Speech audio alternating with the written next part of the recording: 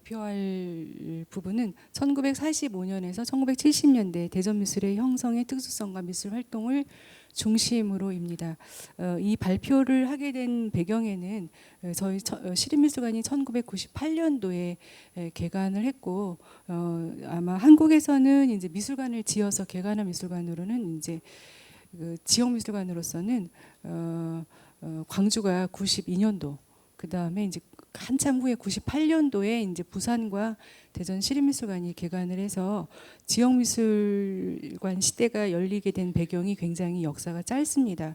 그래서 그 과정 중에 저희가 처음에 98년도에 개관할 때 대전에 처음에 대전공원 학상전이라고 그래서 대전 충청지방을 기반으로 한 작가들을 전부 다 이제 망라해서 전시를 했고, 이부전부터는 이제 한국의 국내에 에서 이제 위치에 중요한 작가들을 저희가 전시를 하게 되었습니다. 그 과정 중에 전시를 진행을 하다가 보니까 지역 미술이라고 하는 것에 저희가 어떤 정체성을 확립하기보다는 일단은 한국 미술계를 소개하는 그런 전시 형태로 가다가 보니까 미술관들이 수집하는 작품들이 저희 미술관이 수집하는 것이 국립에도 있고, 또 국립에 수집한 작가가 부산에도 있고, 그 다음에 이제 광주에도 있고, 이런 현상들을 갖게 되었습니다. 그러다가 저희 지역에 대한 연구가 없이 미술관이 이제 시작이 되었고, 2003년도가 되면 비로소 이동훈 선생이라고 하는 분의 탄생 100주년이 시작이 됩니다. 그때 우연히도 제가 그 전시를 맡게 되었습니다. 그래서 선생님 전시를 맡게 되었고, 그 전시를 맡게 됨으로써 선생님과 관련된 자료를 하다가 보니까 너무나 많은 자료들이 그 선생님 물 중심으로 포괄이 되어 있었습니다. 중요한 거는 이따가도 이제 그 최영근 선생님 대담 때도 나오겠지만 1943년부터 84년 작고하실 때까지 기록한 일기장도 있을 뿐더러 선생님께서 꼼꼼하게 기록하셨던 자료들이 대거로 국립현대미술관에 보존이 돼 있고, 또 하나는 그분에 대한 자료도 무척 많았습니다. 그 계기로 2003년도에 급하게 전시를 준비하다가 보니까 이동훈 선생님을 저는 잘 알지 못했고, 소개하기 위해서 신문사를 찾아가서 신문사에 1950년대 발간된 자료부터 시작을 했습니다. 그때부터 대전 미술이라고 하는 것에 비로소 제가 눈을 뜨게 되었습니다. 그래서 어떻게 보면 저는 이제 이동훈 선생님이라고 하는 대전 지역에서 활동하셨던, 물론 이제 소개를 하겠지만 그분에게 첫 번째 빚이 있고, 또 그분의 그 이동훈 미술상이 지금 제정되어 있습니다만은 그 운영위원회 팀들이 이제 대전 미술이라고 하는 것에 비로소 눈을 뜨게 해주게 되었습니다. 오늘 발표 자료는 제가 연구를 기반으로 하지는 못합니다. 왜냐하면 2003년도 이동훈 선생님의 아까 이제 보셨지만 대전 미술 관련된 전시 중에서, 또 하나는 2008년도에 10주년 때 대전 미술을 대거 한번 다시 들여다보는 거, 2009년도, 그 다음에 2011년도부터는 아카이브 전시를 하게 되었는데, 이 과정 중에서 생각보다 상당히 많은 자료들이 발굴이 되었습니다. 그래서 이 자료들을 어떻게 제가 정리를 해야 될지, 그 다음에 계속되는 이제 일의 업무량이 있으니까 일단 그래서 전시를 먼저 하면서 전시 도록에 이것들을 모두 다 기록하는 것이 저희 역할인 것 같았습니다. 그래서 발견되는 대로 제가 연구를 하지 못하는 대신에 그 모든 것들을 도록에 다 수록을 했고, 그 다음에 대전미술관 관련된 써진 글들도 선생님들한테 양해를 얻어서 모두 다 일단은 먼저 그쪽에 기록을 해놓는 작업부터 시작을 했습니다. 그래서 오늘 여러분들에게 펼쳐드리는 것은 제가 연구한 자료보다는 전시를 통해서 연도별로 진행을 하면서 대전미술이 어떻게 되었고, 그 다음에 이제 제가 어떻게 자료를 모아서 기록했는지를 보여드리는 그런 상황으로 진행을 하도록 하겠습니다. 먼저 제가 이제 도시 형성의 특수성과 미술 활동을 중심으로라고 하는 이제 주제를 잡았습니다. 대전은 여러분께서 잘 아시다시피 근대 도시입니다. 그래서 이곳은 1990년대 초 경부선 철도와 호남선 철도가 만들어지게 되면서 도시 형성이 이루어졌고요. 이에 따라서 그 노동 인구가 정착함에 따라서 이제 대전에 인구가 증가하기 시작을 하죠. 그러면 이제 정착을 하게 되면 사람들이 제일 먼저 만드는 것이 학교와 시장이잖아요. 그다음에 학교가 이제 또 초등학교가 만들어지고 중등학교가 만들어지다 보니까 중등학교에 미술교사가 들어오게 됩니다. 그래서 대전은 그런 어떤 특수한 그 역사를 갖고 있는 곳입니다. 그래서 그런데 지루하게만큼 대전의 미술의 역사가 기록으로는 그러니까 이제 활동 기록으로는 이제 그 전에 뭐 미술 일본인 교사가 있었다고 하는데 아직 거기까지는 연구가 돼 있지 않고요. 45년도에 비로소 이제 대전에서 활동하는 미술 작가들이 나오기 시작하는데 그로부터 60년대 말까지는 변함없이 그걸 중심으로 해서 이어지는 그런 상황들이 이루어지고요.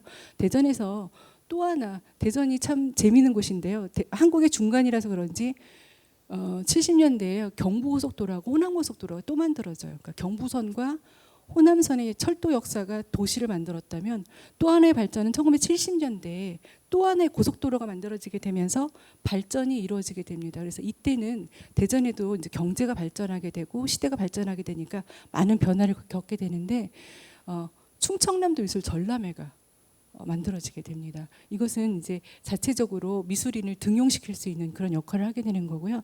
1973년도가 되면 대학의 미술학과가 신설이 되게 됩니다. 그러면 자체적으로 미술 인구를 생산하는 그런 역할을 하게 되죠. 그래서 이렇게 생성된 작가들이 기존의 1세대 선배 스승들과 그 다음에 이제 2세대들이 이제 서로 합해서 만들어지게 해서 뚜렷한 어떤 대전 미술의 변화를 갖게 되면서 제가 오늘 발표하는 건 45년부터 70년대까지 미술의 전반적인 양상을 보게 됩니다. 그래서 이 본 발표에서 대전 지역의 활동이 나타나는 기점을 도시 형성의 특수성과 이제 연계해서 살펴보고 현대적 기틀을 갖춘 시점이 언제일까 아주 조심스럽습니다만은 그걸 중심으로 발표를 하도록 하겠습니다.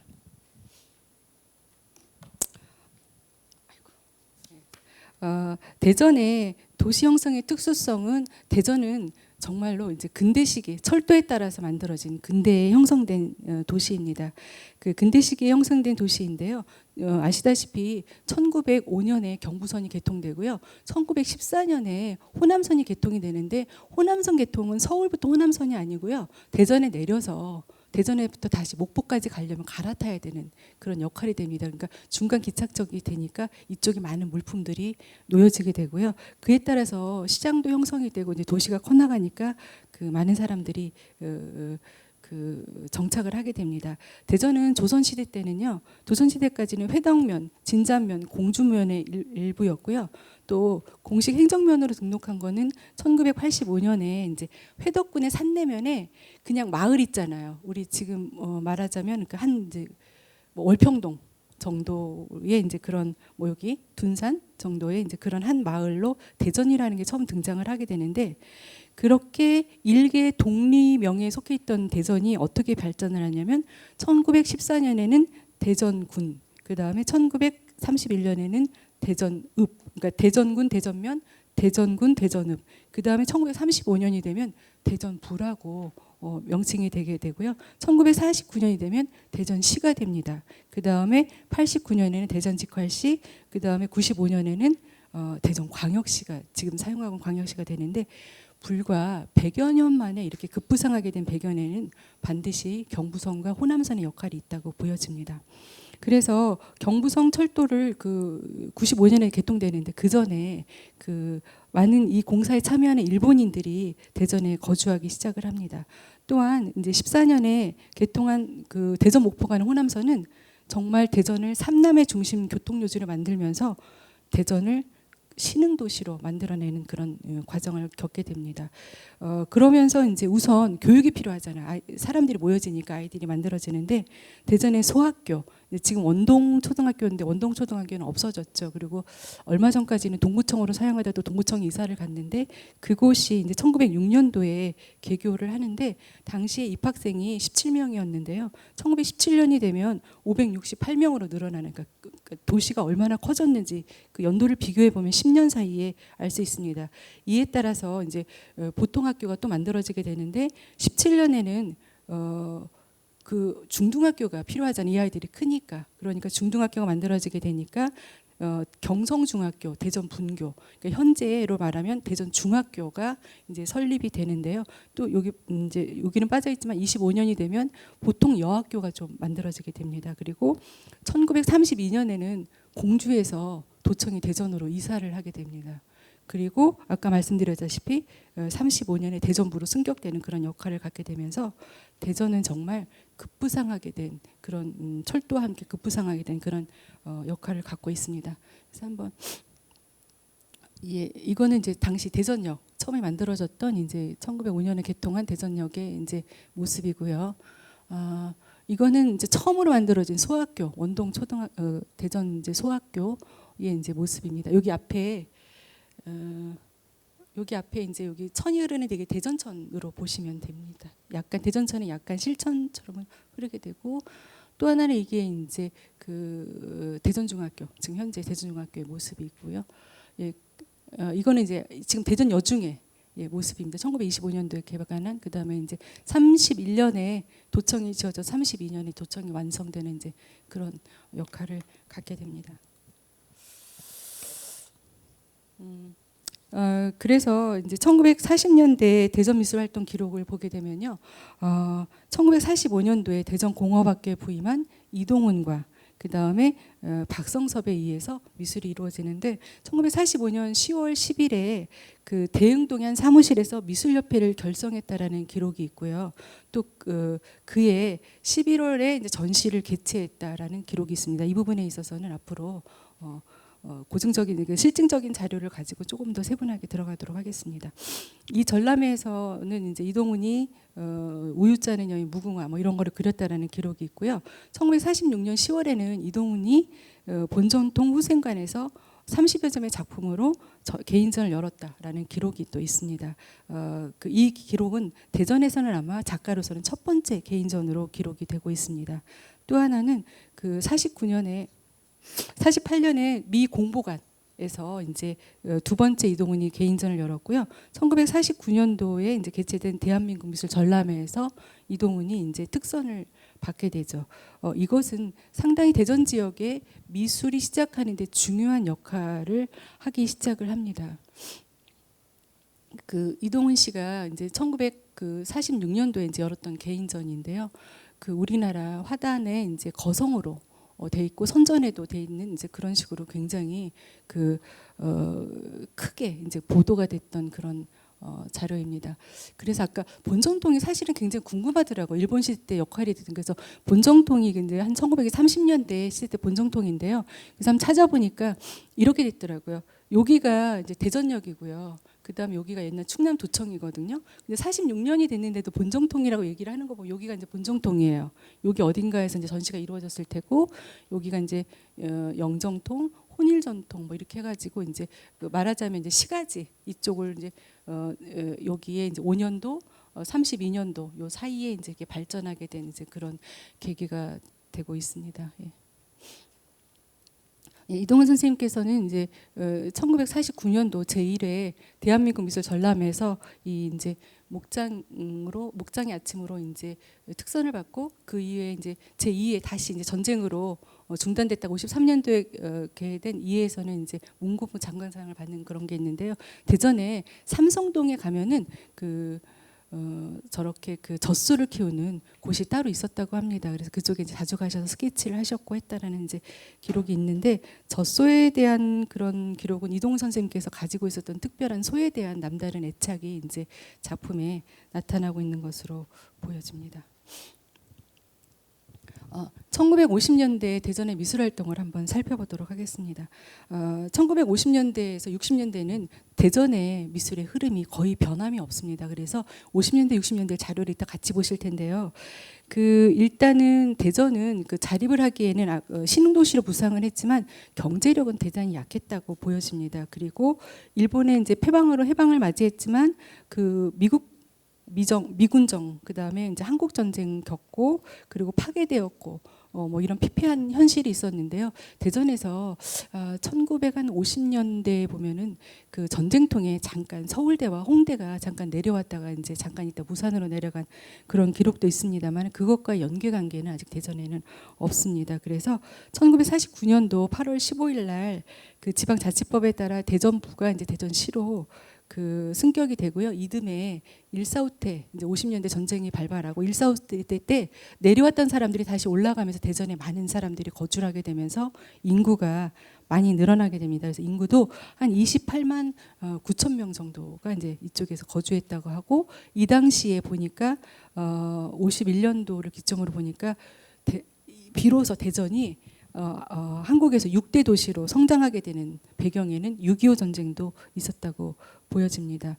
그래서 한국 전쟁 이후에 한국 미술계는 대한민국 미술 전람, 이제 국전이라고 하죠. 그걸 중심으로 해가지고 그 세력이 양분화돼 있어서 고이동을 중심으로 한 대한미업, 그 다음에 장발을 중심으로 한 한국미업이 이렇게 발족한 대립 양상을 해서 더욱 팽배하게 이렇게 이렇게 혼란이 가고 있었는데요.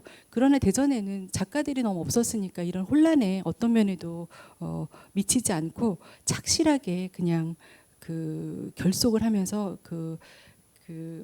뭐라고 해야 되나 그 미술 활동을 지속했던 것 같은데, 대전의 미술 활동의 1953년이 되면 1953년이 되면 충남미술협회가 결성이 됩니다. 이거는 아까 이제 미술협회가 1945년에 결성이 되었는데, 충남미술협회라고 결성이 된 건 중요한 건 뭐냐면 1962년도에 한국미술협회가 만들어지고 지부가 만들어지는데, 그 전까지는 충남미술협회라는 것을 결성을 해서 대전 지역 작가들이 이제 그 활동을 했다라는 기억이 있고요. 1953년에 전시를 시작으로 1962년도 한국미술협회 충남지부가 되기 전까지 활동을 하기 시작을 하는데, 이 과정 중에서는 개인전이나 여러 가지 여타로 자기 역량을 발휘하는 작가도 있겠지만, 대전의 미술 인구가 그렇게 많지 않고 학교가 더 늘어남에 따라서 미술 교사로 축축이 된 그런 그 미술협회가 이제 그렇게 운영이 되고 있습니다. 그래서 대전 미술을 기술할 때 이제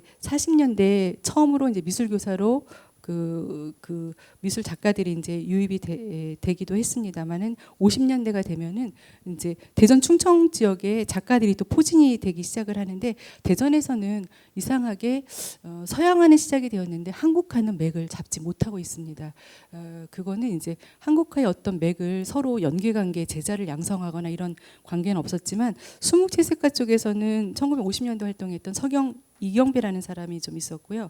고암 이응로 선생님이 있었습니다만, 대전 지역의 직접적인 활동이나 어떤 영향력은 크게 남겨져 있지 않고, 그다음에 지금 현재 이제 57년도에 박승무가 이제 80년대 작고할 때까지 있었다고 하지만 제자 양성을 하지 않고 오직 자기 혼자 작품을 했던 사람이 있고요. 잠깐 이제 그 이당 제자이기도 한 심원 조중현이 1959년에서 62년까지 대전에 이제 학교에 잠깐 부임했던 그런 기록은 있습니다만은 수묵채색화에 대한 뚜렷한 기록은 나타나고 있지 않습니다. 이 밖에도 이제 우민영이라고 하는 사람이 잠깐 호선여고에 이제 동양화로 있었습니다만은, 이분도 역시 그 제자 양성이 없었기 때문에 어떤 연결고리는 갖고 있지 않습니다.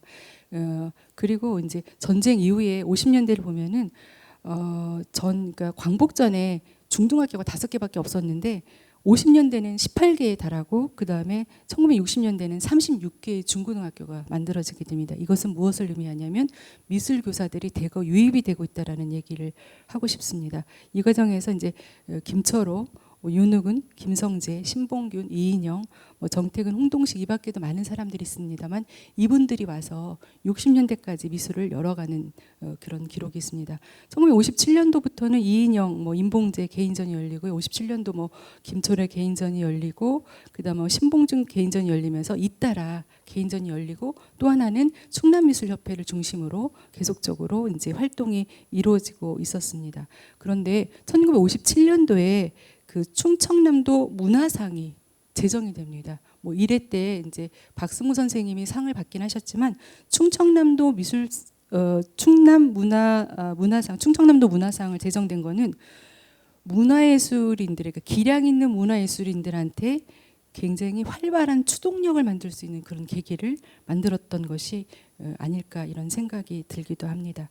그다음에 이제 서울에서 활동하는 대전 출신 작가들이 국전 소식은 이따금 들렸지만, 1966년도에 이인영 씨가 국전에서 국회의장상을 받는 쾌거를 올리기도 하죠. 이것은 대전 지역에 굉장한 그 영향을 미치면서 발전하게 되는 그런 과정이 됩니다. 50년대 60년대는 대전에 정착한 미술 교사들이 선배 작가와 그 다음에 이제 후배 작가들로 해서 대전 미술의 기반을 내리는데 역할을 충실히 가게 됩니다. 여기서부터 이제 자료를 좀 보여드리도록 하겠습니다. 이거는 이제 그 이동훈 선생님 1952년도에 문총리라고 하는 곳에서 광복절 기념 전시가 있었다고 합니다. 그래서 이걸 보게 되는데, 한번 이제 자료를 보게 되면 1956년, 57년 이제 미협 자료가 있습니다. 앞전 자료를 좀 찾아내게 되면 조금 더 활동을 하겠지만 여기서 이제 기록되는 그 작가들을 보게 되면 이제 충청남도 그 다음에 이제 대전 지역에서 미술교사로 활동하고 있는 작가들이 대거 발견이 되고요. 그 다음에 아까 말씀드렸다시피 이제 1962년에 비로소 이제 한국 미협이 만들어지고 대전 충남 지부가 이제 인순이 되면서 첫 번째로 열렸던 이제 전시이고요.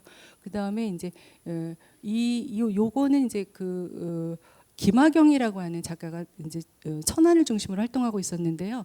그 초등학교 교사, 미술 교사들을 해서 청포도회를 열었다라는 이제 그런 이제 59년도 자료입니다. 그 다음에 이제 그 녹청회라고 하는 또 교사들 이제 급진적인 그러니까 모더니스트를 추구하는 교사들이 만들었던 녹청회라는 그런 전시도 있습니다.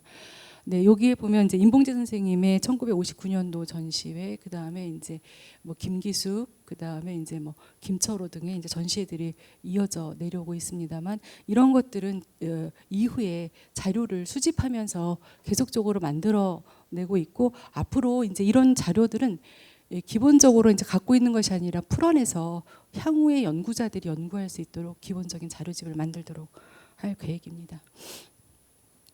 이제 신문 자료들입니다. 이제 신문 기사 그때 당시에 이제 기사됐던 자료들인데 이제 책에 이제 제가 이미 한번 발표했던 그런 자료들을 또 중심으로 한번 자료를 이렇게 모아서 전시의 기록을 남겨놓을 수 있었던 것 같습니다. 이것들은 한 번 정도 작품이 찾아지거나 그다음에 내용에 대해서 조금 더 세밀하게 들어가 본다면 대전 미술을 연구하는데 더 풍부한 자료가 될 것을 같습니다. 그래서 일단 기록성에서는 신문처럼 그 정확한 날짜나 이런 기록이 있는 것들이 또 리플렛이 없는 경우에는 이것을 통해 찾아낼 수 있습니다.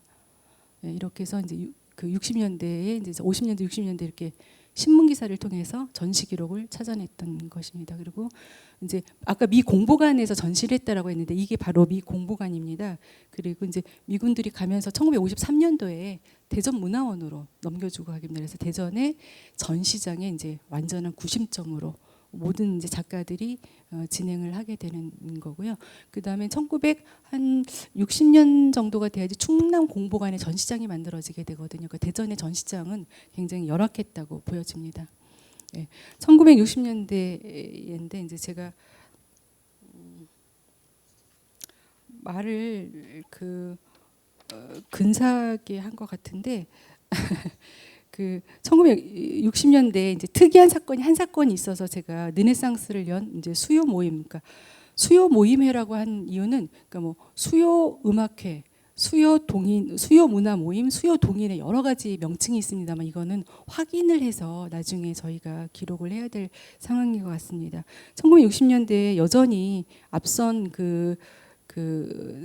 한국에서는 현대 이제 근대에서 현대로 이행하는 그런 이제 그 앵포르멜 미술 사조에서 이제 그렇게 현대로 등장하게 되고 기악 주상 개념 미술 뭐 설치 미술들 여러 가지 다양한 것들이 나타나기 시작하는데요. 대전은 여전히 변화 없이 그 미술 협회를 중심으로 활동이 이루어지고 있고 이것은 나중에 어떤 역할까지 하게 되냐면 대전에 선배 세대의 작품을 모방하거나 같은 형태로 그려내기 때문에 대전 미술이 구상 미술이 강해지는 그런 역할도 또 갖게 되는 그런 상황이 있는데 이때 당시에 1950년대 말에 대전에 이상하게 서울대 출신의 사람들이 대거로 내려오게 됩니다. 그래서 이남규, 그다음에 이남규 유성중학교, 그다음에 최종태, 그다음에 조영동, 그다음에 이제 그 이지휘, 그다음에 이종수가 공교롭게 이때 같이 내려오게 되고 대흥동 성당에서 모임을 갖습니다. 그러나 이때 오기선 신부님이 이라고 하는 분이 있었는데 이분이 굉장히 멋쟁이였다고 합니다. 대흥동 성당도 재건축을 하거든요. 현대 모더니즘하게 아주 재건축을 하고 명동 성당보다도 80평이나 크게 지을 만큼 아주 그러니까 어떤 그 문화와 예술을 일찌감치 알았던 분인데요. 이분들이 대전에 내려와 있는 엘리트들이 놀고 있으니까 모여라 그래서 그 LP판도 사주고 음악회를 그러니까 이제 LP판으로 음악을 듣게 하고 그 다음에 이제 환등기도 사주세요. 그래서 환등기를 가지고 미술 작품도 보게 하는 이제 그런 걸 하게 되는데 그 중에서 뭐 이남규나 뭐 이런 사람들한테 너는 그럼 미술을 한번 설명해봐. 너는 뭐 이렇게 음악을 설명해봐. 그렇게 하면서 수요 수요일 날 모이게 되니까 수요음악회가 되고, 대전에서 문화예술을 사랑하거나 아니면 학교 선생님이거나 신지식을 막 배우고 돌아온 사람들이 대흥동 공간을 중심으로 해서 모이게 됩니다. 그래서 이들이 모여서 같이 이제 예술에 대해서 논하는데요. 이때 때는 또 그 해설을 곁들여서 미술 감상도 하지만 이 사람들이 그냥 하는 게 아니라 신문에다가 뭐 현대미술, 추상미술, 뭐 공예 현황, 뭐 이런 것들, 뭐 조각의 현대미술 이런 것들을 기고하면서 대전 미술의 현대를 약간 불어넣긴 합니다만 나중에 연관성을 갖지 않고 대전을 떠나는 그런 이제 아쉬움을 갖게 됩니다.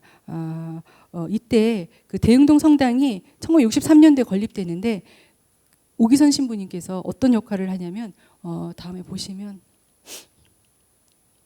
이렇게 14처 부도를 지금 대흥동 성당에 가시면 볼 수 있습니다. 14처 부도를 이남규한테 만들게 합니다. 이 사람이 이제 오기선 신부님 이제 최종태 지금 작가 선생님입니다. 이렇게 만들게 하고 이렇게 14처를 만들어 나중에 이제 축성식도 이렇게 하죠. 완성이 된다면 지금도 대흥동 성당에 있습니다. 또 하나는 그 성모상을 또 만들게 해요. 그래서 이남규 씨가 이제 성모상을 이렇게 만들어 흙으로. 그래서 이제 나중에 성모상 축성식이 이렇게 있어요. 그리고 이 바탕은 누가 만들었냐면 이종수가 이 바탕을 만들게 됩니다. 그래서 이 대전에 예술가들이 이런 어떤 성당이나 이런 건축물에 이제 서양처럼 어떤 그 예술품을 남기는 그런 기록을 남기게 되고요. 또 하나 대흥동 성당에 가면 여기 앞에 12사도 부도가 있거든요. 그런데 여기 하나는 이남규, 하나는 최종태, 하나는 이남규, 하나는 최종태 12사도를 만들어요. 그래서 이렇게 뚜렷한 게 최종태 선생님이 하실 것 같은데 이남규 선생님은 이제 서양화를 전공하셨거든요. 이 사람이 왜 이제 이렇게 설명 같은 걸 잘하냐면 그 대전사범을 나와서 어디를 가냐면은 공주사대 국문과를 들어갔다가 다시 서울대 미대로 가게 되면서 이제 글도 잘 쓰고 이제 그런 건데 이게 이제 이남규 선생님 작품이고 이게 최종태 선생님 작품이에요. 그래서 혹시 대흥동 성당을 가시게 되면 한번 유심히 들여다보세요. 이렇게 해서 이제 그 만들었던 그런 겁니다. 근데 아쉽게도 그때 활동했던 사진들은 없는데 여기에 보면은 이제 수요 모임에 활동했던 사람들인데요.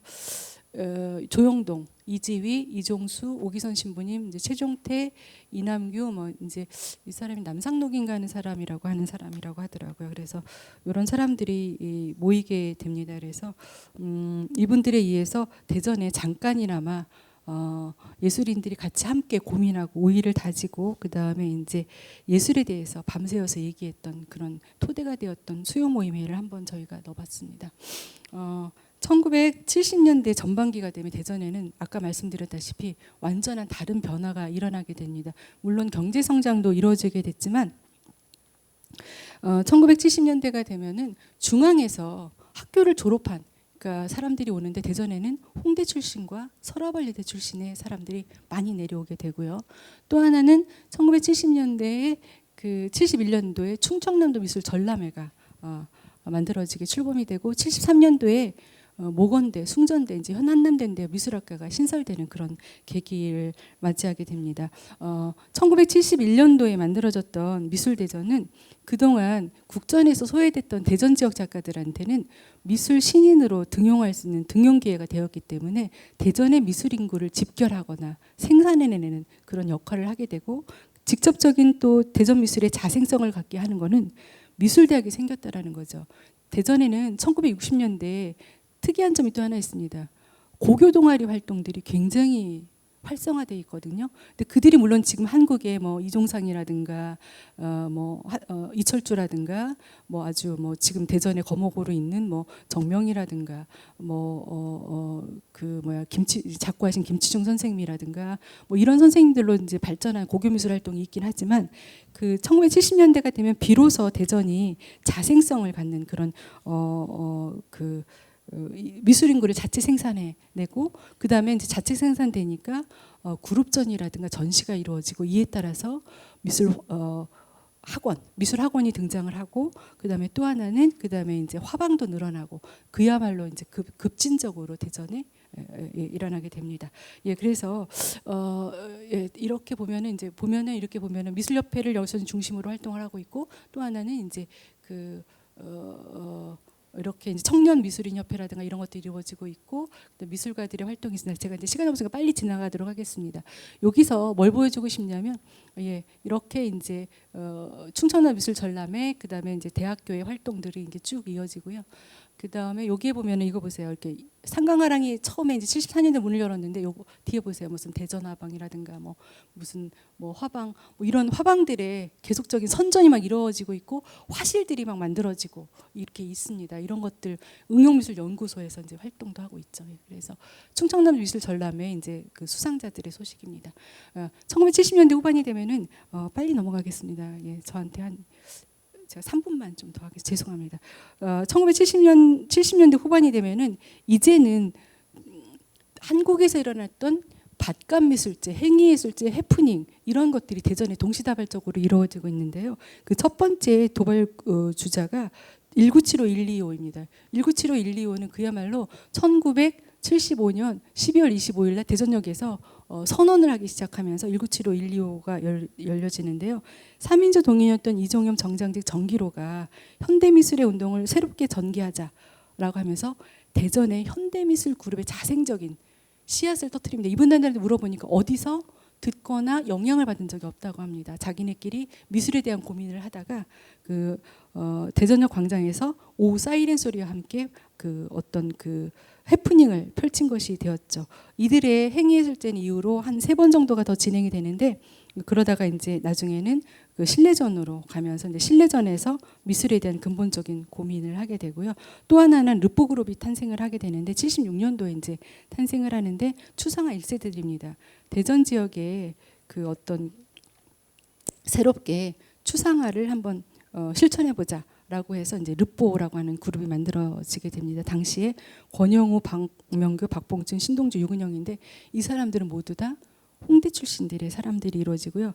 대전의 7, 8세대 그룹입니다. 아까 1975, 125는 모두 다 한남대 출신의 그룹이라면 7, 8세대는 모건대 출신의 작가들입니다. 이들은 아까 자생적으로 1975, 125가 이루어졌다면 7, 8세대는 조금 더 세미나를 통하거나 교수들한테 영향을 받거나 공부를 하거나 자체적으로 회칙을 만들어서 엄격하게 어떤 현대미술 운동을 전개해 갑니다. 이들은 당시 에이지 그룹 멤버였던 김한 교수, 그 다음에 이제 이건영 교수, 그 다음에 이제 성능경, 김보경 이런 분들한테 이제 영향을 받아서 어떤 미술 활동을 하게 되는데 이전과 다른 미술 활동이 펼쳐지게 되고 마지막으로 이것들의 연결은 금강현대미술제를 제가 1980년대에 열렸는데 개최되었는데 는 이유는 1975, 125가 7, 8세대 그룹이 모두 다 금강현대미술제에 참가를 하게 됩니다. 그런 맹화적인 현대미술의 자생성을 싹 틔운 그룹들이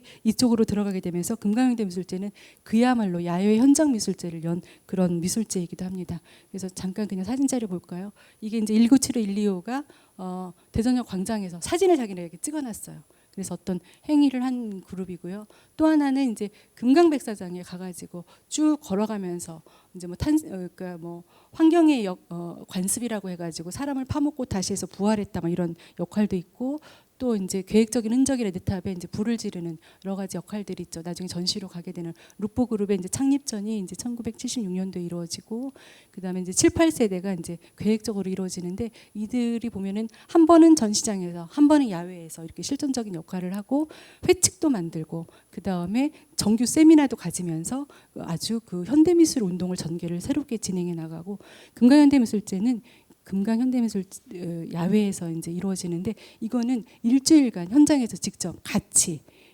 밤을 새서 현장에서 이제 금강현대미술제에 참가하셨던 여기 유병원 선생님도 오셨고 그다음에 이제 허진곤 선생님도 오셨고 또 7, 8세대 그러니까 1975, 125에 이제 활동하셨던 선생님도 오셨는데 이런 현대미술이 급진적으로 발전하면서 1970년대를 마감하게 됩니다. 이 위에도 많은 그룹들이 이루어지고 있죠. 그래서 제가 나가면서 무엇을 얘기하고 싶냐면 이제는 이렇게 방대한 자료는 어떤 식으로든 기록을 해서 자료집을 발간할 계획입니다. 그리고 이제는 아까 저희 실장님께서 말씀하셨듯이 자료가 아니라 작품을 찾는 일이 저희가 너무 시급합니다. 그래서 찾아진 작품들이라든가 대전 지역에 있는 작품들을 찾아내고요. 방대한 양의 이제 아카이브를 먼저 자료를 정리토록 하겠습니다. 그 다음에 생존 작가들이 지금 많이 이제 작고하고 계시는데요. 그 전에 고증, 증언, 자료 수집을 이루어지고요. 실질적인 가장 중요한 거는 기억은 또 다른 이제 기억은 그 본인들이 기억할 때 보면 자기가 한 것 같은 그러니까 개인 영웅주의 같은 것들이 있는데요. 이런 것들은 실증적인 확인 작업이 필요한 그런 시점입니다. 그래서 저희가 거민볼로 대전미술 다시 쓰기에서는 자료로 전시를 한 게 아니라 작품으로 전시를 진행을 하였습니다. 박성섭 이 이외에도 많은 작가들이 있지만 저희가 미술관에 소장하지 못한 그런 작품들을 갖고 있는데 이동훈, 뭐 김기수, 그 다음에 이제 이응노, 그 다음에 이제 박성섭, 그다음 박승무, 그 다음에 이제 이경배, 아까 이경배 작품, 그 다음에 이제 조중현 작품, 그 다음에 이제 김성재 작품, 그 다음에 김철호, 윤욱은, 뭐 정태근, 임봉재, 그 송용달, 그 다음에 송진세, 그 다음에 이제 권탁원 이런 사람들의 작품들이 있습니다. 이후로 이걸 계기로 해서 저희가 대전미술연구에 조금 더 박차를 가하는 기회를 갖도록 하겠습니다. 이상으로 마치겠습니다. 네. 앞서서 송미경 학예연구사님께서는 이제 대전시립미술관에서 근무하시면서 오랫동안 대전 미술에 대해서 자료를 수집하고 계시고 높은 애정을 가지고 계시는 거 너무나 잘 알고 있고요. 그다음에 저 같은 경우는 개인적인 이유로 대전에 와서 지내게 되었는데 대전에 있다 보니까 다 동의하시리라 생각하시지만 살기가 좋더라고요. 그래서 대전 미술에 제가 워낙 공부했던 부분이 미술 이론 쪽이다 보니까 미술 현장을 기웃거리기도 하고 그다음에 전시도 하고 글도 쓰고 하면서 대전 미술에 대해서 많은 관심을 가지게 되었습니다. 그러던 중에 이번에 굉장히 시립미술관에서 좋은 기회가 있으시다고 해서 80년대 90년대 대전 미술이라는 막중한 임무를 한 달 전에 봤고요. 그래서 제가 거의 불가능한 프로젝트를 진행을 했습니다. 그래서 보시다 보면 아닌데 라는 부분이 있으실 수 있습니다. 그 부분은 제가 검토를 할 충분한 시간이 없었기 때문에 제가 개인적으로 할 수 있는 부분만큼만 진행한 부분이 있어서 혹시 미진하거나 좀 아니다 싶은 부분이 있으시면 좀 이해를 부탁드리고 나중에라도 저한테 의견을 좀 주시면 제가 추후 연구에 보완을 할 의향이 있습니다. 네, 그래서 먼저 제가 제 연구의 미진함을 이렇게 밑을 깔았고요. 그래서 한번 얘기를 들어주시면 좋겠습니다. 갖고 계시는 자료를 중심으로 보시면 될 것 같고요. 제가 작품을 함께 이야기할 수 있을 정도의 시간이 되지 않아서 거의 기록을 중심으로 흐름을 이야기하는 정도만 진행이 될 것 같습니다. 그래서 먼저 제가 이 거창한 엄청 무거운 주제를 받고 처음에 생각한 것은 1980년대와 90년대 대전 미술을 과연 어떻게 볼 수 있을 것인가에 대해서 굉장히 스스로에게 질문을 해봤습니다. 해봤을 때 우선은 80년대와 90년대 대전의 어떤 내외적인 상황이 어땠는가도 굉장히 중요할 거라고 생각을 했고요. 그다음에 두 번째로는 대전 미술의 정체성이 무엇인가라는 부분이었습니다. 근데 이 부분은 앞서서 송미경 선생님께서도 말씀해 주셨지만 지역 미술에 있어서 정체성 문제는 굉장히 과연 가능할 것인가부터 시작을 해서 굉장히 많은 생각을 하게 하는 부분이고요. 마지막으로 현재 시각에서 어떻게 80, 90년대 미술을 볼 것인가도 중요하다라고 생각을 합니다. 사실 제가 대전 미술을 본 것은 최근의 일이기 때문에 지금 최근에 살았던 사람의 입장으로서 8, 90년대 미술을 어떻게 정리하고 우리가 거기에서 어떤 부분들을 배워야 할 것인가라는 부분은 앞으로 생각해 봐야 될 문제라고 생각을 하고요. 그래서 사실 우리가 대전 미술을 시작으로 해서 예술경영지원센터의 프로젝트가 지역 미술 보는 게 시작되는 걸로 알고 있어요. 그런데 이런 지역 미술에 대한 논의는 꽤 오래전부터 시작이 됐다라고 생각을 합니다. 왜냐하면 각종 비엔날레들이 있고요. 이 비엔날레들에서도 지역 미술에 대한 얘기를 하려다 사실 많은 부정적인 시각을 받는 것이 더 많죠. 그래서 지역 미술을 어떻게 바라보면 좋을까라는 부분을 이번에 아무래도 고민을 굉장히 많이 하게 되었어요. 과연 내가 정체성을 정의를 할 수 있을 것인가 하는데 제가 이제 핑계를 좀 대자면 자료를 찾다 보니까 유군영 선생님께서 예전에 썼던 글을 임재강 선생님께서 예전에 썼던 글을 제가 우연히 찾게 되었습니다.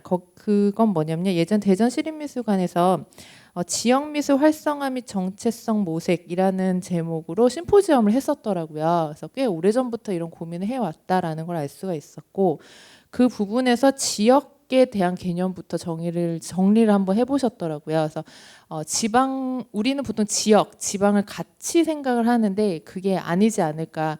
지금은 좀 덜해졌다고는 하지만 예전에는 서울과 지방의 차이가 좀 컸죠. 인식적 차이가 컸는데 이 지방의 의미로 보지 말고 지역의 의미라는 좀 더 서로 동등한 위치를 갖고 있는 것으로서 지역 미술을 봐야 되지 않을까라고 싶습니다. 사실 이게 잘 안 돼요. 연구자들도 그렇고 지금 현재 활동하고 있는 많은 예술가 분들도 지역과 지방의 개념을 굉장히 혼돈하고 계시는 경우도 많이 있는 것 같거든요. 그래서 그런 점에서 지역 미술, 등가적 위치로서의 지역을 좀 봐야 될 것 같고요. 그렇다면 지역의 특수성, 지역의 정체성 이런 걸 과연 우리가 볼 수 있을 것인가? 네, 여기에 대해서 임재광 선생님 같은 경우는 좀 힘들지 않을까로 보고 있습니다. 왜냐하면 저는 이 부분에서 굉장히 그 동의를 하는 것이요. 사실 제가 그냥 간단히 아주 거칠게 말해서 우리 스스로도 나의 정체성을 설명하는 건 쉽지가 않습니다. 네, 제가 그렇게 오래 살지 않은 걸로 치고 오래 살지 않았다고 할지라도 저 스스로에 대한 정체성을 하나의 논문이나 하나의 글로 남기는 건 굉장히 힘든데, 이 오랜 역사를 가진 아까 말씀하셨던 것처럼 한 1940년대부터 시작이 됐다라고 볼 수 있는 대전 미술에 대한 정체성을 하나로 정의 내릴 수 있을 것인가, 이건 굉장히 힘든 문제라고 생각을 하고 있습니다. 특히 8, 90년대 연구를 하다 보니 더욱더 그렇게 생각을 하고요. 하지만 그럼에도 불구하고 지역 미술의 특성을 찾아보자고 했을 때 어떤 각자의 흐름이나 그다음에 그런 미술 활동 혹은 미술 작가 작품에 대한 것들을 하나씩 살펴보면서 종합적으로 우리가 알 수 있는 그 무엇을 생각해 봐야 되지 않을까라고 생각을 합니다.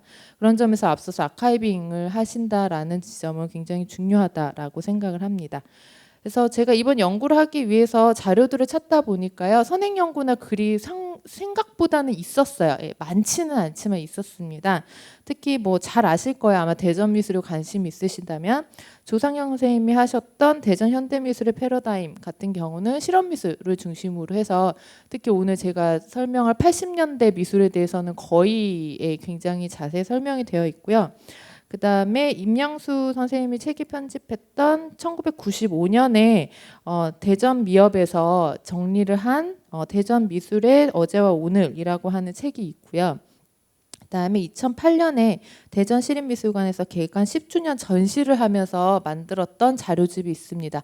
물론 보다 보면 세세한 오류들이 있어요. 연도 표기의 오류나 그다음에 글을 쓰신 분들의 관점이라는 게 있겠죠. 그래서 그 관점에 좀 치우친 부분들이 있고 그렇긴 한데, 기본적으로 이런 모든 연구의 특성이자 저는 좀 단점이라고 보고 싶은데요. 자료 나열에서 그친 경우가 많이 있습니다. 물론 아카이빙 자체가 중요하기도 하지만 한 번쯤은 좀 논점을 가지고 정리를 하는 연구자가 있었으면 참 좋지 않았을까. 그랬으면 대전 미술의 특성이라고 우리가 얘기할 때 그거에 대해서 찬성을 하든 반대를 하든 얘기를 좀 더 논의를 풍부하게 할 수 있지 않았을까라는 생각을 하고, 그런 점에서 오늘부터 시작을 하면 되지 않을까라는 희망적인 생각도 한번 해봅니다. 그래서 제가 우선 제가 한 연구의 대상이 되는 건요, 1980년대하고 90년대가 대상이 되고요. 하지만 이게 모든 역사가 그렇듯이 80년대, 90년대 딱딱 떨어지지가 않잖아요. 1년부터 새로운 거 시작해서 0년에 끝나고 이렇게 되는 것이 아니기 때문에 아무래도 70년대 말에 앞서서 성민경 선생님이 하셨던 그 실험미술에서부터 시작을 해서요. 근데 길게는 설명을 하지 않겠지만 시작을 해서 80년대는 좀 실험미술적인 분위기가 강했다라고 한다면 그다음에 또 대전이 1989년에 직할시가 됩니다. 이게 사실 대전 사는 시민으로서도 굉장히 큰 일이기도 하고요. 직할시가 됐다는 건 그만큼 인구 유입도 늘어났고 경제적, 문화적, 정치적으로 독립도 되면서 뭔가 이렇게 좀 큰 부분이 형성이 되는 거라고 생각을 하고요. 무엇보다 우리나라 현대미술 얘기할 때 88년 얘기를 많이 하듯이 대전 같은 경우는 1993년 엑스포가 있었죠. 저도 제 기억에 그때 처음 대전을 내려와 봤거든요. 네, 93년 엑스포가 굉장히 큰 의미를 갖지 않을까라고 생각을 하고요. 그다음에 그래서 90년대는 국제적인 전시가 꽤 많이 일어났습니다. 하지만 우리나라 전국이 다 그랬듯이 90년대 말에는 IMF 여파로 여러 가지로 위축이 되고 아무래도 미술은 또 거기 가장 직접적인 타격을 받게 됩니다. 그래서 이후에 2000년대부터는 연구가 이제 사실 미술이 진행되고 있는 상황이지만요. 이후에도 2000년대 이후 대전 미술을 한 번쯤 정리를 해보는 기회가 있으면 좋겠다라는 생각이 듭니다. 그래서 우선 각설하고 시작을 한번 해보도록 하겠습니다. 우선 첫 번째로는 제가 실험 미술의 시작과 전개라고 얘기를 했는데요. 앞서 말씀드렸듯이 70년대 말부터 실험 미술이 시작이 됐고 그게 80년대까지 분위기가 이어져 내려갔기 때문입니다. 그래서 이번 그 실험 미술의 시작과 전개 부분을 시작하는 부분을 보시면요. 어떤 호남과 서울 수도권에서는 민중적 예술, 사회참여적 예술이 형성되었던 시기에 대전에서는 사회에 대한 직접적인 논의보다는 실험적 미술을 통한 새로운 시도가 이어지고 있었습니다.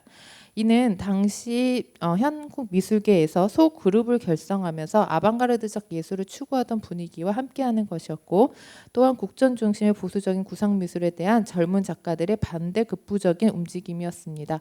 그래서 앞서 송미경 선생님께서 1975, 1225가 다른 어떤 영향을 받지 않고 자생적이다라고 말씀해 주셨는데 그 부분을 부정하는 건 아니지만 전체적인 한국 미술 분위기 자체가 소그룹을 형성하던 분위기였다라는 부분은 동일하게 흐름이 진행되지 않나라고 생각을 하고요. 그런 점에서 1980년대까지 굉장히 여러 소그룹들이 만들어졌다 없어졌다를 반복을 했습니다. 그래서 앞서 정리를 해주셨기 때문에 이 부분을 짧게 언급만 하고 넘어갈 텐데요.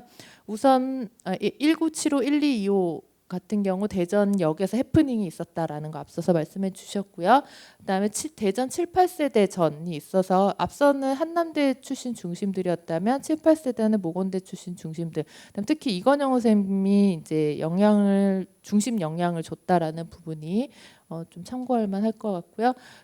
그리고 그런 점에서 그 이건영 선생님께서 8년에 내려오셨나요? 네, 내려오셨을 때 이걸 대전 미술에서 미술계에서 어떻게 받아들였는가라는 부분이 기사나 이런 데서 꽤 언급이 많이 되어 있더라고요.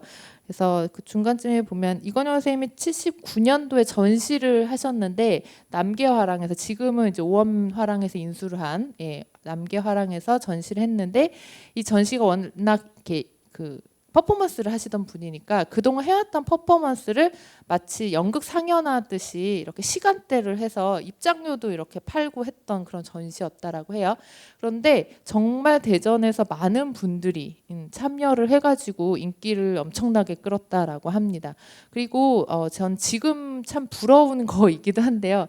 앞서서 7, 8세대 전에서 뭐 김봉현 선생님이나 박용석 선생님도 내려오셨다고 하고 이런 비평론가들을 이건영 선생님이 초빙하셔가지고 작가들에게만 이제 세미나를 하신 게 아니라 이렇게 전시나 뭔가 관련한 일들이 있으면 세미나를 계속 불러서 하셨다라고 해요. 그러니까 그냥 미술가들끼리만 하는 것이 아니라 대중 강연 이런 걸 하기도 하면서 저는 이게 되게 중요한 지점이라고 보는 것이 굉장히 새로운 미술이잖아요. 지금 이건영 선생님 해프닝은 지금 봐도 좀 굉장히 낯설 수가 있는데 대중들이 보기에 그걸 어떻게든 좀 이론적으로라도 설명할 수 있는 시도가 있었다라는 점이 솔직히 저도 이론을 공부하는 사람 중에 한 명으로서 좀 부럽기도 했습니다.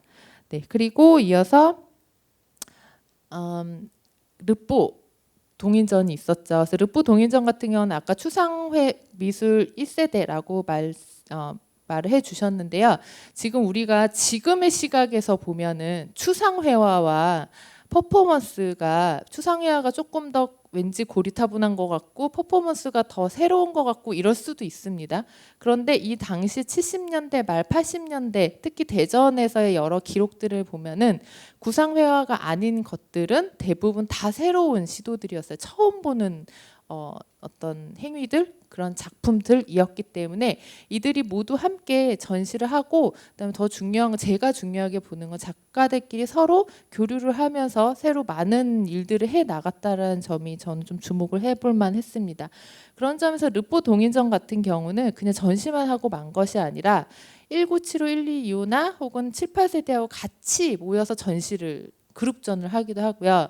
그다음에 이렇게 충남 오늘의 만남전 이런 식으로 해서 대전 이외의 지역에서 어떤 당시에 새로운 미술을 하던 분들이랑 같이 전시를 이렇게 하고, 그다음에 남부 현대 미술제, 이건 뭐냐면 이제 중앙 화단이 당시에 너무 세니까 기록에 보면 50% 이상이 중앙화단의 작가들이라고 해요.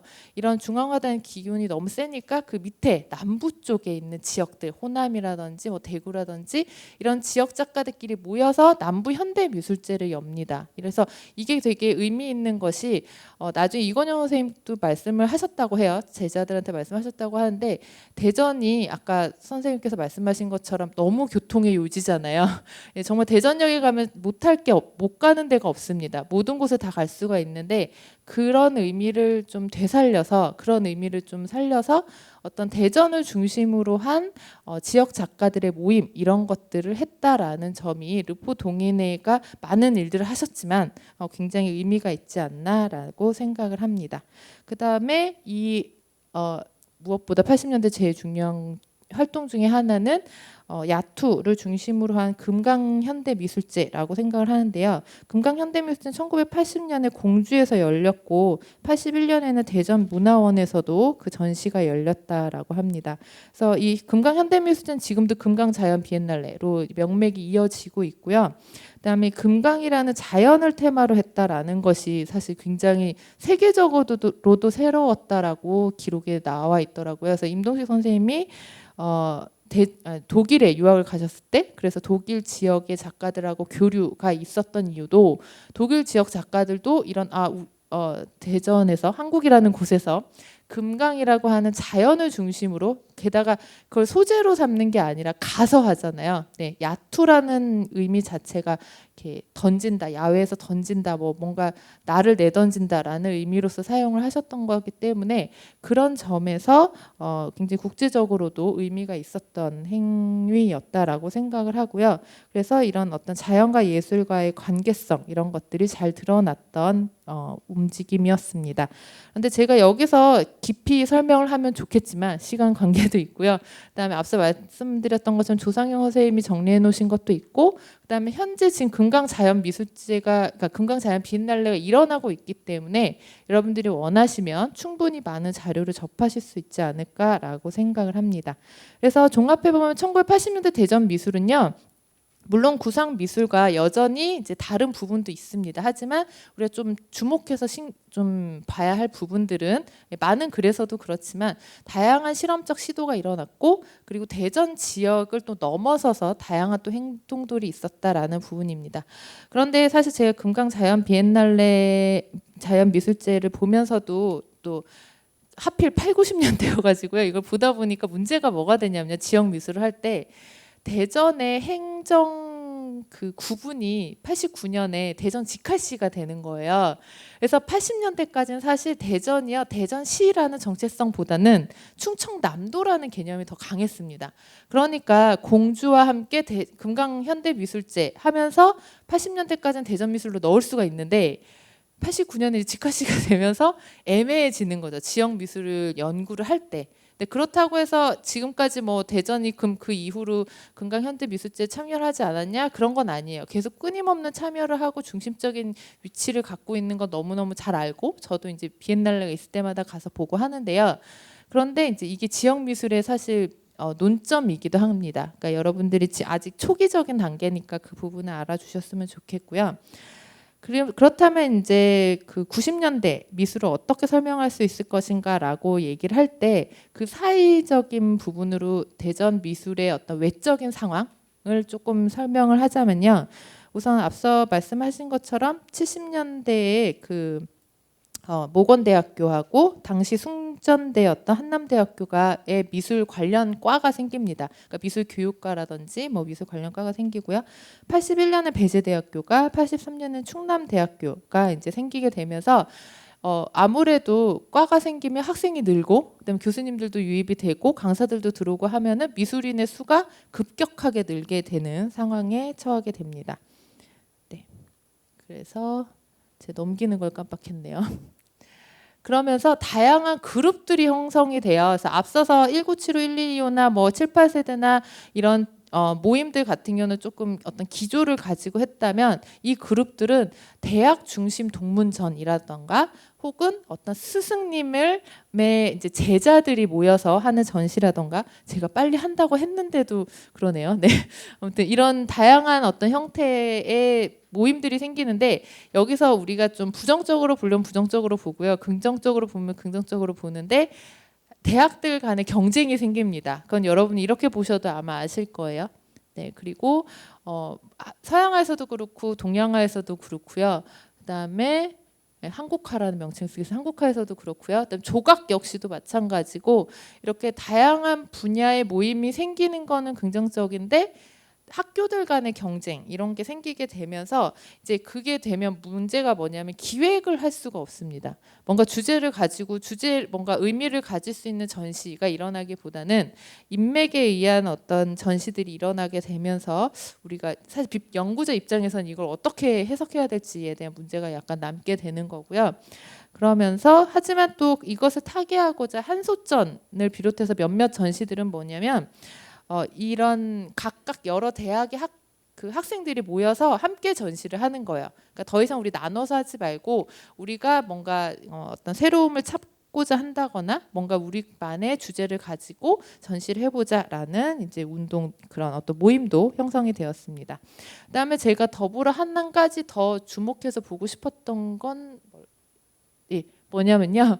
대전 미술에서 아까 말씀하신 것처럼 대전 문화원이 형성이 됐고 어떤 전시장이 미국 공보관이 있긴 했지만 화랑가가 형성이 활발하진 않았습니다. 70년대까지는. 그렇긴 한데 70년대 후반, 80년대 오면서요. 화랑이 증가를 하기 시작해요. 물론 오래 가지는 못했어요. 지금 현재도 있는 오원 화랑 외에는 이 70년대에 만들어진 화랑이 지금 지속이 안 되는 걸로 알고 있고요. 이게 물론 생기고 없어지고를 반복하긴 하지만 화랑이 형성됐다는 건 뭐냐면 미술 시장이 형성이 됐다는 거죠. 그래서 대전인들의 어떤 대전 미술 시장이 형성됐다는 건 앞으로 추후에 굉장히 많은 연구를 할 필요가 있지 않나라는 생각을 합니다. 지금 현재 대전 미술계를 활성화시키기 위해서라도요. 그래서 예를 들어서 그러면서 70년대 후반에 홍명미술관, 남계화랑 오원당 화랑 등이 생겼고 그다음에 특히 오원당 화랑은 지금 현재 오원 화랑인데요. 한국 화랑협회에 이제 등록을 하면서 지금 현재도 아트페어에 참가를 하시고 있다라고 하고요.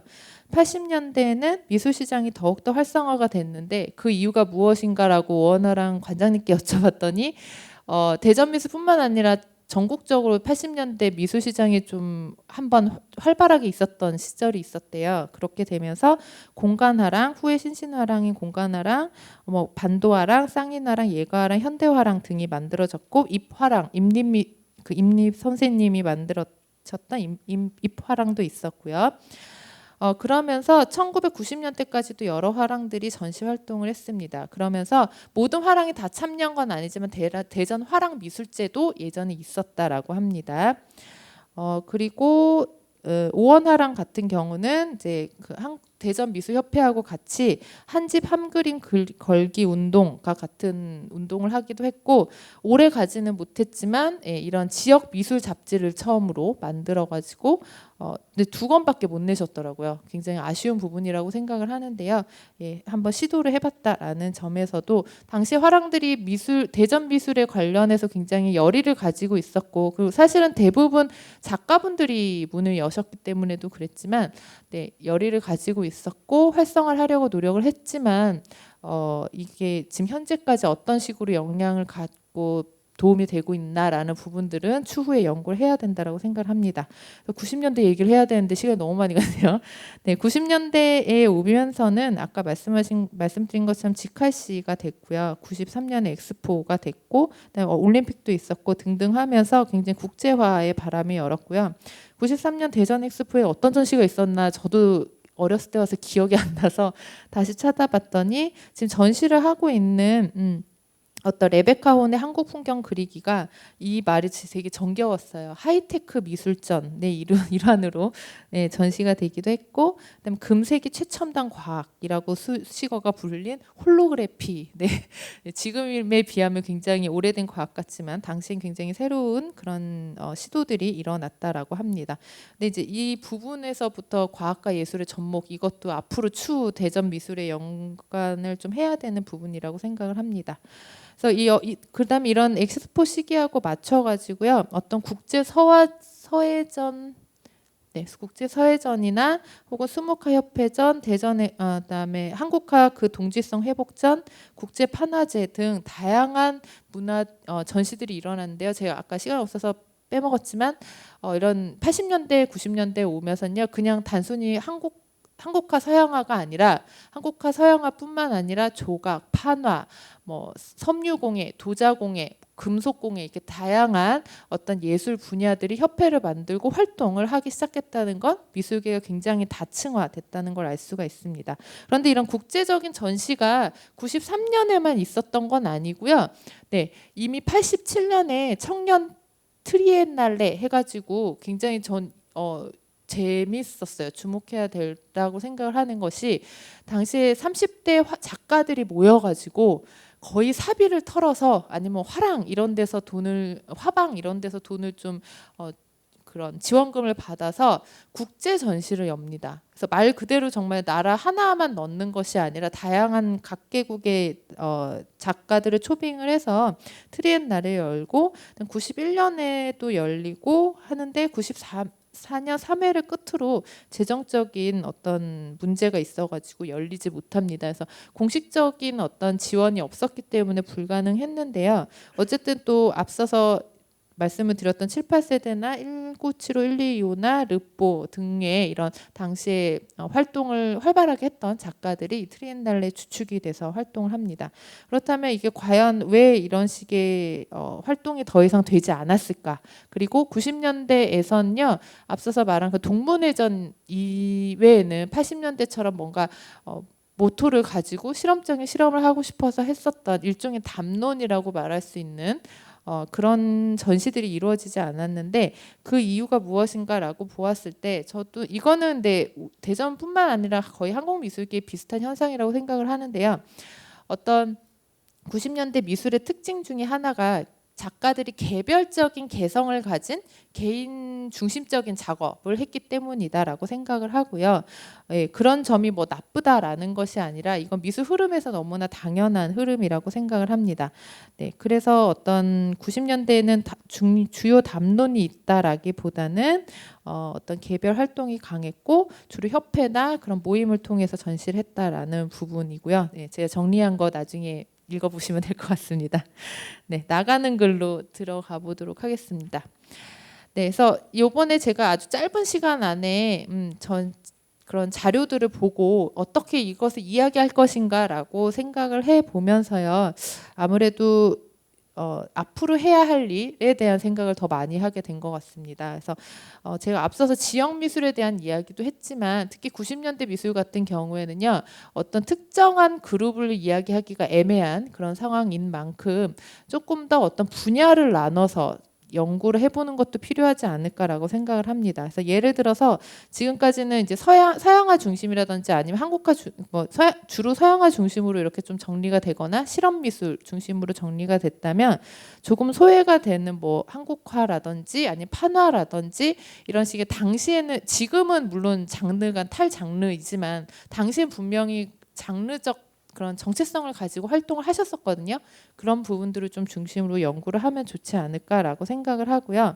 그다음에 무엇보다 이제 아카이빙을 대전시립미술관에서 중심으로 해주실 거니까 그걸 중심으로 해서 많은 연구자들이 함께 좀 담론을 가지고 살펴보는 것도 필요하다라고 생각을 합니다. 그래서 대전 미술이 다른 지역보다 이런 부분은 좀 강했다, 의미가 있다, 혹은 이런 부분은 좀 부족했다라는 거. 예를 들어서 대구 미술에 대해서 어떤 연구자분이 쓴 부분을 봤을 때, 대구 미술은 너무 현실 참여를 70년대, 7, 80년대 하지 않았다라는 비판을 하시기도 하시더라고요. 그런 얘기들을 대전 미술 역시도 아카이빙이 좀 되고 자료가 모아지면 좋은 얘기든 나쁜 얘기든 좀 다양한 담론이 형성이 되지 않을까라고 생각을 합니다. 그래서 마지막으로 대전 시민의 한 사람으로서 네, 어떤 대전 미술이 조금 더 한국 미술에 있어서 중요한 위치를 차지하기 위해서는 앞으로 이런 여러 가지 연구가 미술 활동과 함께 이루어졌으면 하는 바람을 가져봅니다. 네, 감사합니다. 이 자리에 와서 주제 발표를 하게 된 계기는 제가 1989년도 5월부터 1987년도 12월까지 금호미술관에서 큐레이터로 재직했었습니다. 그 당시 1989년 5월부터 12월까지는 제가 금호미술관에 보조 큐레이터로 일했었는데 그때 큐레이터 분이 이준 선생님이셨습니다. 지금 리움미술관에 부관장으로 계신 그분하고 함께 개관기념전을 준비하면서 주제전으로 뭐 오늘의 형상미술전, 여성주의 미술전 뭐 이런 것들을 기획하면서 정례적으로 만든 기획전이 하나가 바로 뭐냐면 오늘의 지역작가전이었습니다. 그것이 1989년이었습니다. 그래서 제가 미술관을 그만두는 1997년도까지 오늘의 지역작가전이 있었습니다. 여기서 말하는 오늘의 지역작가전은 지방이라는 단어를 의도적으로 피했고요. 당시 서울이라고 하는 중앙에 집권화된 또는 중앙에 편중된 미술 문화를 조금 타개해서 각 지역에 있는 좋은 작가들 또는 지역 화단에서 의미 있게 들여다볼 수 있는 미술의 흐름들 또 그런 작가들을 적극적으로 중앙 화단에 선보이고자 하는 의도 아래 그런 일련의 기획을 준비했었습니다. 1년에 한 차례 준비하면서 크게 권역별로 그러니까 경기 강원권, 충청권, 경상권, 전라 제주권 뭐 이런 식으로 크게 묶어서 작가를 선별했었습니다. 물론 이것은 사실은 큐레이터 혼자 힘으로 그 많은 지역들을 이렇게 커버할 수는 없었고 매우 한계가 있었고 파편적이긴 했었지만 그래도 전시 기획을 앞두고서는 각 지역을 그 뭐라 그럴까요? 출장 비슷하게 다니면서 작가를 찾았습니다. 물론 작가를 찾는다고 하는 것은 어쩔 수 없이 부득이 어떤 특정한 작가를 통해서 소개받기도 하고요. 또는 지역에서 올라온 팜플렛을 통해서 작가를 미리 찾아보기도 하고 또는 직접 전시를 보면서 선정하기도 하는 어떻게 보면은 뭐 총체적으로 오랫동안 뭐 연구를 하거나 집중적으로 살펴볼 수는 없는 다분히 지엽적이긴 하겠지만 그 안에서 지극히 개인적으로 굉장히 흥미롭다고 여겨지는 작가들을 찾았고 또 그것이 그 지극히 상투적이거라든가 흔한 말로 보편적인 어법에 기대지 않고 좀 참신하다고 그럴까요? 흥미롭다고 그럴까요? 그러한 어법을 내고 있다고 여기는 작가를 찾았다고 생각됩니다. 그런 한편으로는 또 그 지역을 대피하는 작가들도 일정 부분 들어왔었고요. 네, 그렇다는 생각이 듭니다. 바로 그러한 개인적인 경험에 비추어서 제가 89년도부터 97년도까지 미술관에서 근무하면서 대전에 와서 봤었던 작가 중에서 인상적으로 봤던 작업에 대한 단상을 말씀드리는 시간입니다. 그것 이외에 제가 다른 부분을 전문적으로 말씀드릴 수는 없을 것 같습니다. 그래서 제 발표는 매우 자의적이고 개인적일 수도 있고요. 어떻게 보면 또는 대전 미술이 총체적으로 객관적으로 더듬어 보는 자리가 아니라 당시 활동했던 한 큐레이터가 대전 지역 화단에 와서 어떤 작가를 왜 흥미롭게 봤는지라고 하는 관점에서 여러분들이 봐주시면 될 것 같습니다. 왜냐하면 큐레이터 입장에서는 지역의 모든 작가들을 순차적으로 다 소개하는 것이 주된 관심이 아니라 난 이런 작가가 이런 매력이 있다.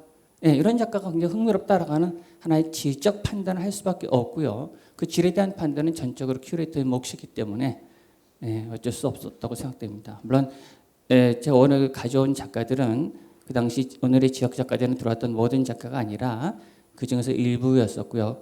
그러면서도 가장 제가 흥미롭게 봤던 대전의 지역 작가들이라고 생각됩니다.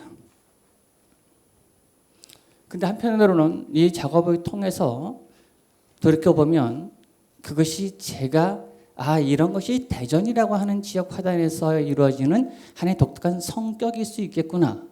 또 하나는 뭔가 분명히 동시대 한국 현대 미술의 그 주류적인 언어와는 조금 다른 언어나 감성을 분명히 내비치고 있다는 어떤 조짐이 있었었고요.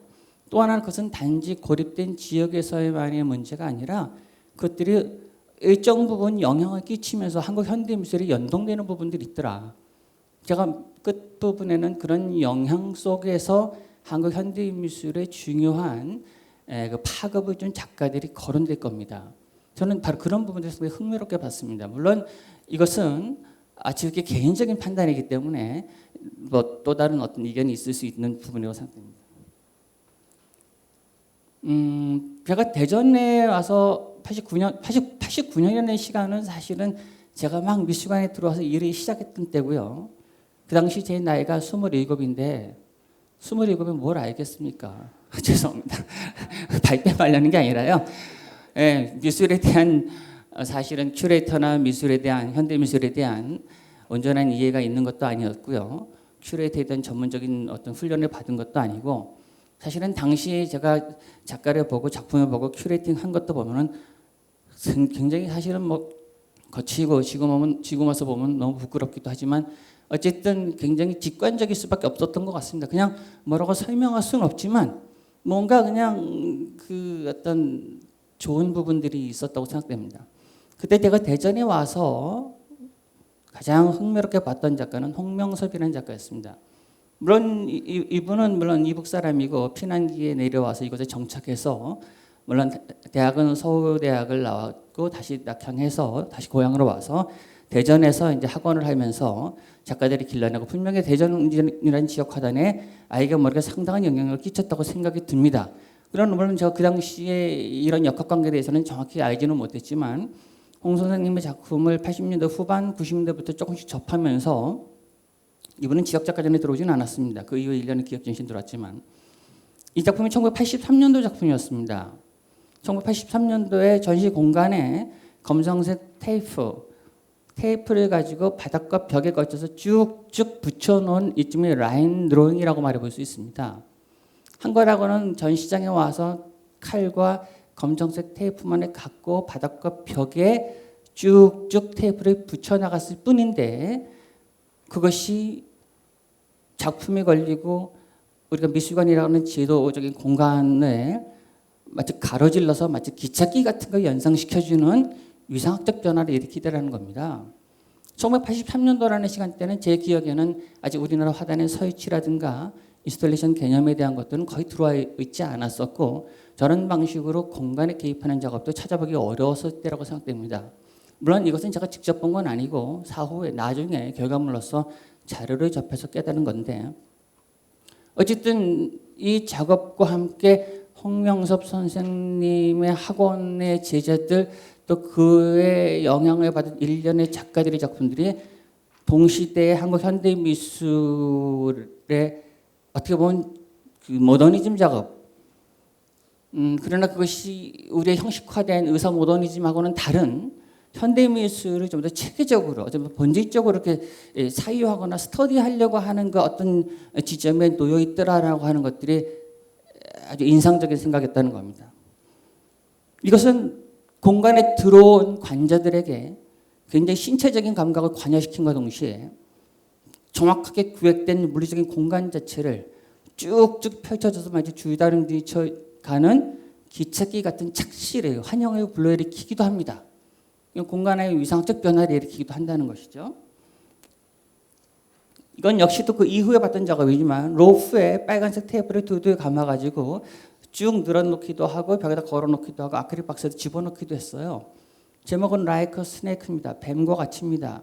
우리가 로프라고 보지만 로프에 빨간색 테이프를 감싸서 저렇게 방차듯이 전시 공간에 늘어뜨려 놓거나 걸어두거나 아크릴 박스에 집어넣는 순간 그것은 뱀이 되기도 하고 지팡이가 되기도 한다는 것이죠. 우리는 사물의 하나 고정된 형태, 그 사물이 지니고 있는 실용적 관점에서만 파악하지만 사물은 항상 정해진 목적론적 위상에 걸려 있지만은 않지요. 우리는 볼펜을 볼펜이라고 부르지만 사실 우리가 볼펜을 가지고 머리를 긁을 수도 있고요. 심지어는 볼펜심을 빼가지고 귀를 흡일 수도 있을 것이고요. 또는 학창시절에 보면 옆에 있는 짝꿍을 볼펜으로 찍기도 했었으니까 볼펜은 무기기도 하고 귀이기가 될 수도 있고 등 긁는 도구가 될 수도 있겠죠.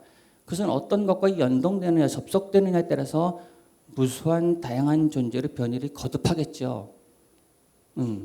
들레지식으로 말하면 기계대기가 되겠죠. 이런 전략은 이후에 제가 보기에는 많은 작가들에게 영향을 끼친다고 생각합니다. 이것도 동일한 맥락입니다.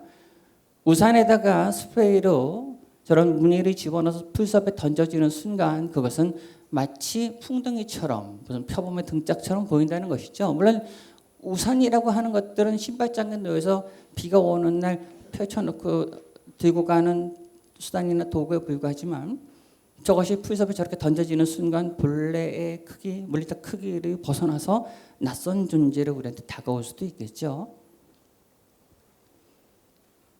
이거는 가장 최근의 작업인데 거의 일관된 작업을 하고 있다고 생각합니다. 전시장 모서리입니다. 모서리라고 하는 것은 사실은 전시장에 속해 있는 공간과 동시에 그 전시장 공간 속에서 작품에 개입되는 데서 약간 벗어나 있는 사시적 공간이겠죠. 왜냐하면 모서리라고 하는 것들은 분명히 전시장 공간의 면과 면이 불가피하게 이루어져야 되는 접점을 형성시켜주지만 사실은 그것은 작품이 서식하는 공간하고는 무관하지만 그러나 작품이 서식하기 위해서는 불가피하게 요구되는 공간일 수도 있겠죠. 그 모서리에 저렇게 종이로 낑겨 놓는다고 말해볼 수 있겠죠. 낑겨 놓으면 버섯처럼. 버섯이라고 하는 것은 기생해 나가는 것이잖아요. 숙주를 삼는 것이죠. 전시하는 공간의 벽을 숙주 삼아서 알록달록한 무지개 색깔의 화려한 꽃들을 피워낸다고 하는 것들도 공간을 다루는 굉장히 흥미로운 생각과 동시에 미술이 거창한 의미, 형이상학적인 주제 또는 형식론적인 어떤 관점에 시달리는 것들을 피해 나가면서 그것이 어떤 특정한 시간과 공간 속에서 만나서 인연에 의해서 이루어진다고 하는 것. 그리고 그것은 굳이 비싼 재료라거나 미술계에서 통용되는 습관적인 재료로부터 훌쩍 벗어나서 그냥 자신의 주변에 있는 일상적 오브제들이 선취되고 있다고 하는 점. 그리고 그것은 전시가 진행되는 동안 일시적 삶을 살다가 전시가 끝나면 그 끝남과 함께 깨끗하게 소멸된다고 하는 과정을 보여주고 있다고 하는 것도 저로서는 상당히 흥미로운 방식이었고 이런 인식을 지닌 당시 현대미술 모더니스트는 제가 80년대 후반 90년대에 봤을 때는 당시 한국 현대미술에는 유래를 찾기가 좀 쉽지 않았다는 생각이 든다는 겁니다. 이 홍명수 선생님의 학원 제자가 바로 그 학원 제자의 영향을 받은 사람들이 여러분 잘 아시는 김동유나 육태진이나 허구영이나 이런 사람들입니다. 그리고 이 육태진, 허구영, 그다음에 또 정광호 이런 작가들의 또 직접적인 영향을 받는 작가들이 배준성, 한수정 같은 작가들이고요. 그 작가들이 이후 한국 현대미술에서 뭐 김범이라든가 유승호라든가 윤성만이라든가 이런 작가들과 깊이 연동되고 있는 건 나중에 조금 보실 것 같습니다. 그 다음에 홍명섭 선생님이 어떻게 보면 대전에서 활동하고 있지만 약간 아웃사이더라고 그럴까요? 제도권에서 벗어나 있다고 그럴까요? 또는 습관적인 어법에서 좀 비껴나 있는 그러한 모더니스트적인 작업이었다면 그리고 상당히 좀 개념적인 속된 말로 굉장히 머리를 굴리는 작업이었다면 반면에 김홍주 선생 같은 경우는 제도권 안에 있는 모건대학교 교수로 있으면서 작업을 하면서 또 상당히 영향을 끼쳤다고 생각됩니다. 제가 사실은 89년도에 김홍주 선생님의 작품을 봤을 때는 처음 봤을 때 인상은 굉장히 섬찟하거나 좀 무섭다는 생각이 들었습니다. 네, 그때 이제 금호미술관에 개관기념전에 들어왔었던 작품은요. 노인을 그렸는데 족자 형태의 수염을 진짜 이렇게 터실로 이렇게 붙여놓은 거예요. 그래서 그림인과 동시에 오브제고 오브제인과 동시에 그림이고 회화가 서식하는 표면에서 조각과 회화가 동시에 이루어지는 낯선 작업이었다는 생각이 비틀었었는데 어쨌든 굉장히 이상하게 그린다. 이상하네요. 극사실이라고 말하기도 어렵고 뭐 어쨌든 굉장히 촌스러운 것 같기도 하고 무지막지하게 오래 그린 것 같기도 하고 붓질을 계속 꼼꼼히 산포시켜가지고 그냥 그 뭐라 그럴까 자신의 그 노동의 시간들을 그대로 보여주고 있는 그러니까 그림이라는 것이 뭔가를 그리거나 표현한다기보다는 그냥 그림이 주어진 물감과 붓질을 통해서 그려나가는 과정 자체가 그림일 수 있다라고 하는 그 그리기 수행이라고 하는 것 자체가 작품이 되고 있다는 생각이 들었다는 겁니다. 어마어마하게 오랜 시간에 그리더라고요. 이건 제가 다른 지역에서 보기 어려운 제 개인적인 생각이지만 이건 충청도에서만 가능한 작업이라는 생각이 들었습니다. 아주 오랜 시간을 저렇게 하염없이 견뎌내면서 은근과 끈기로 그릴 수 있다고 하는 건 죄송합니다. 지역적인 편견이 아니라 이건 충청도 작가만 해낼 수 있는 저력이다. 이런 것은 그대로 김동효 작업으로도 전이되고 있다는 생각이 들었습니다. 이 작업은 분명히 뭔가를 그렸는데 이것은 그려진 것과 그려지지 않은 부분들이 서로 놀이하면서 간섭하고 회찰합니다. 그렇죠? 이것은 무슨 백록담인가요? 천지인가요? 네. 그려진 것이 그림의 주제일까요? 아니면 그려지지 않은 나머지 여백이 그림의 주제가 될까요? 우리가 그려진 부분에 초점을 맞추면 그려지지 않은 부분들은 시선에서 망실이 되지만 그려지지 않은 부분에 눈을 주면은 그려진 부분들은 사실은 무의미해지는 것 같아요. 어떻게 보면 이것은 우리의 전통적인 동양화 산수의 여백 개념이라고 하는 것들을 지나치게 전통을 강조하거나 강박적으로 여백에 대한 논의를 하지 않더라도 한 방에 그가 얼마나 이 체득화된 전통에 대한 것들을 현대미술의 논리 속에서 이렇게 주물러대고 있는가라고 하는 것들을 아주 적절하게 보여주고 있다는 생각이 들었다는 겁니다. 이런 것들은 이후에 이 제자인 김동효의 작업에 보면 김동효는 여러분 병풍구조라든가 시선이 계속 산포되는 놀이를 감행하고 있습니다. 그것은 서양의 원근법적 시설이라든가 정면성의 법칙을 끝없이 비껴나가면서 움직이는 시선들, 돌아다니는 시선들, 걸어다니는 시선들이 끌어들이고 있다는 생각이 들거든요. 글쎄요, 김홍수 선생님은 지나가는 말로 자신이 어린 시절에 벽장에서 봤었던 어떤 컴컴한 그런 무속화라든가 또는 뭐 병풍이라든가 이건 어린 나이에는 그것이 어떤 건지 정확히 이해될 수 없지만 어쨌든 강렬한 인상을 남기는 시각 이미지였겠죠. 사찰에 가서 만나는 단청도 그럴 것이고요. 탱화나 불화도 마찬가지일 것이고요. 민화도 마찬가지일 겁니다. 이 작품은 제가 김홍주 선생님 작품에서 가장 흥미롭게 너무 기발하다는 작품으로 봤는데 전 캠퍼스 천에 문자인지 모르게 쓰고서 쓱 긁은 것 같아요. 아마 테이프를 붙이고 나머지는 썼겠죠. 그 테이프를 걷어내면 저게 여백이 하나의 줄로 생기겠죠. 저것은 문자인지 무슨 개똥인지 흙인지 구분할 수가 없습니다. 흙이기도 하고 똥이기도 하고 문자이기도 하고 문자이자 똥이자 흙이기도 한 것들이 다 두루두루 걸쳐져 있는 이상한 어떤 이미지죠. 사실 그것은 의미가 없을 수도 있습니다. 근데 그 밑에 쇠스랑이 쓱 놓여 있어요. 아무 연관이 없지만 저 쇠스랑이 놓이는 순간 쇠스랑이 화면에 긁고 갔다는 느낌을 적나라하게 안겨준다는 겁니다. 아무런 연관관계가 없어 보이는 화면의 회화와 저 벽면에 걸린 회화와 그 밑에 있는 쇠스랑은 이러한 공모의 관계를 이루면서 급속히 연결되죠. 이건 너무너무 재밌게 보는 작업이었습니다. 이런 작업들이 유머도 있고 이건 연꽃입니다. 이런 부분에서 묘하게 분명히 자신이 어린 시절에 봤었던 무속화나 탱화나 또는 전통적인 이미지라고 하는 것들이 분명히 이렇게 잠재되어 있었을 것이고 또 물론 한국인이라면 당연히 그 DNA 속에 녹아 있겠죠. 특히나 연꽃을 그렸긴 했지만 연꽃이 좀 그로테스크하죠. 예, 그리고 뚝뚝뚝뚝뚝 마치 피를 지지 흘리고 있는 것 같아요. 예, 저는 어느 지역도 또 그럴 수 있겠지만 특히 이쪽 지역의 몇몇 작가들에게서 보이는 이 계룡산이 가까워서 그런지 계룡산 기도발 때문에 그런지 몰라도 이 샤먼적인 무속적인 것들이 상당히 강하다. 그 대표적인 약간 윤명신 같은 사진 작가, 김혜민 같은 영상 작가, 그다음에 김홍주나 김동효 작업에서도 얼핏 그런 부분들이 노출됩니다. 그래서 아마 70, 80년대 대전 지역에서 이 퍼포먼스나 그 행위예술 같은 것도 얼추 유행했었던 부분, 물론 그 당시 전국적으로 그런 현대미술이 많이 파급되기도 했지만 자연미술도 그렇지만 그게 사실은 굉장히 우리의 전통적인 연희, 행위와 긴밀히 연동되는 부분이 있습니다. 이미 80년대에 두런 같은 그룹들이 그런 것들이 지향했던 부분이 있겠지만 그런 요소들이 있다고 생각됩니다. 이걸 보여드리는 이유는 죄송합니다. 제가 빨리 봐봤습니다. 예, 이건 최근에 제가 사찰에 걸려 있던 연꽃 그림을 하나 발견했습니다. 뭐 옥션에 나와 있었던 건데 이게 사찰에 옛날에 조선시대 사찰에 걸려져 있던 연꽃 그림입니다. 연밥을 이렇게 연꽃이죠, 연꽃 하나를 딱 그랬죠. 거의 미나라고 말해볼 수도 있겠죠. 근데 전 저 그림을 보는 순간 아까 봤었던 김홍주 선생의 연꽃 그린 게 확 떠오르더라고요. 네. 여러분 조선시대에는 연을 저렇게도 그렸습니다. 진짜 좋더라고요. 저 그림 보는 순간. 사고 싶었지만 500만 원이라 못 샀는데 저는 이건 정말 센 것 같아요. 아마 글쎄요. 김홍수 선생님이 저거 보셨을까요?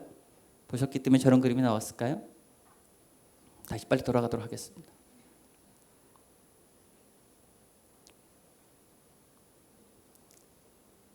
그 다음에는 그 형은 여기지만 여기 대학은 출신은 아니지만 지금도 물론 지금 공주의 대학에 계시고 이쪽 지역에서 또 활동하시겠지만 정광호라는 작가입니다. 정광호라는 작가는 뭐 이론이나 작업에 있어서 뭐 아주 특출난 존재라고 생각되는데 이미 제가 80년대 후반 90년대 초반부터 그가 로고스와 파토스에 썼던 글들 또 그 그룹에 냈던 작업들 자체는 이 모더니즘에 대한 아주 의미 있는 작업이었다 생각되는데 어쨌든 그 작업의 하나의 결정들은 이런 작업이었습니다. 철사를 일일이 연결해서 나뭇잎을 보여주면 나뭇잎을 재현하고자 하는 것은 아니겠죠. 보통 조각이라고 하는 것들은 덩어리와 질량과 입체를 지니고 공간에 점유하고 있다면 전공은 이 조각이라고 부를 수 있는 것들은 오로지 선으로만 존재합니다. 선은 사실은 회화적 영역이죠. 그렇죠? 선은 회화의 것이죠. 이것은 사실은 여러분 표면밖에 없습니다. 피부밖에 없죠. 피부는 회화의 영역이죠. 그러나 이것을 회화라고 부를 수는 없죠. 이것은 분명히 구체적인 물질이 존재하죠. 그렇기 때문에 조각입니다. 그러나 이것은 회화와 조각 사이에 낑겨가지고 회화이자 조각이자 회화인 그 어떤 지점들을 교란하고 있다는 생각이 들어요. 그 어떤 것으로 규정할 수 없는 이상한 존재죠. 더군다나 이것이 쓱 걸리면 빛을 때리면 그림자가 100% 벽면에 들여집니다. 벽을 불가피하게 필요로 하는 그와 동시에 1대1로 대응하는 그림자와 실체가 완벽히 조화하는 이상한 작업입니다. 이게 김동요를 스타로 만든 작업인데 제가 90년대 초반에 김동요의 작업실에 왔을 때는 그가 작업실이 없어서 아마 제 기억에는 그때 산등성 어디에 비닐하우스에서 작업하고 있었습니다. 굉장히 어렵게. 그때도 작업이 굉장히 좋았어요. 클래식 이미지를 활용하기도 하고 미수 김홍주와 홍명섭의 영향을 두루 받아내면서 약간 사실적 시선으로 미술을 이렇게 스터디하고 있다는 느낌이 들었었는데 이것도 보시면 어느 한 시점에서 파악할 수 없게 만들겠죠. 이 그림은 여러분 보셨을 케네디겠지만 사실은 케네디를 이루는 칸칸들이 다 마리를 못 놓기 때문에 내가 일정 거리에서 보면 케네디지만 가까이서 보면 케네디는 사라져버리고 마리를 못 놓고 보이고 다시 뒷걸음질 치면은 마리를 못 놓고 사라지고 케네디가 나타나죠. 이 그림은 그림을 보는 관절하고 순간순간 기억 상실증에 빠져들게 하죠. 시간과 거리에 의해서 그림은 이것이기도 하고 저것이기도 한다는 것입니다.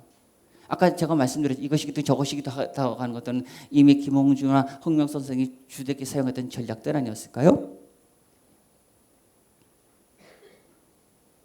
이건 김혜민이라는 작가였습니다. 김혜민 선생은 미술이 전공하지는 않고 연극판에서 모든 미술이라든가 영상을 다루는 일을 하셨다고 그러는데 TV 해머라고 그래서 TV에서도 망치를 두들기면 표면이 깨져나가는 그러한 영상 작업이었습니다. 그 다음에 신도안 시리즈입니다. 2000년대 초반에. 이것은 이미 뭐 박찬경보다는 훨씬 앞서서 했었던 작업이었고 또는 김혜민 선생의 흥미로운 지적은 우리가 비디오라고 하는 것들은 텔레비전도 그렇고 비디오라고 하는 건 전파를 잡아내는 거 아닐까요? 떠돌아다니는 것들을 그것은 어떻게 보면은 그러니까 굿할 때 구술한다고 하는 것들은 무속인들이 신과 접진하는 거죠. 보이지 않는 신들과 이렇게 접촉해가지고 그 말씀을 전하죠. 여러분 굿할 때 죽은이 위한 구술이라고 하는 거 보면 사실 생쇼입니다. 그런 것이 생쇼라고 말하기 어려운 부분은 무당이 주군이의 음성을 빌어서 산자들에게 전하고요. 산자의 음성을 받아서 주군에게 전하는 쇼를 합니다.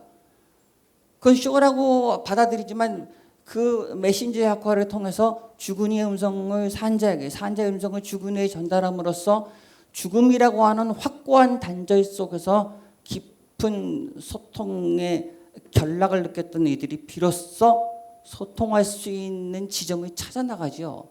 만약 그 굿이 없었다면 주군이로 인한 한 때문에 산자들은 자신의 삶으로 복귀하기가 어려웠을 것이고요. 주군이 또한 산자에게 어떤 음성을 전달할 수 없었을 거라고 생각됩니다.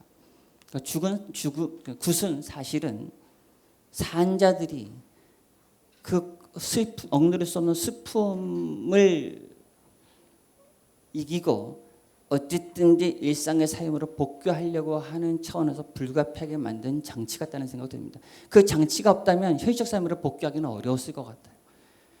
어쨌든 아무리 슬퍼도 현실적 삶으로는 들어와야 되겠죠.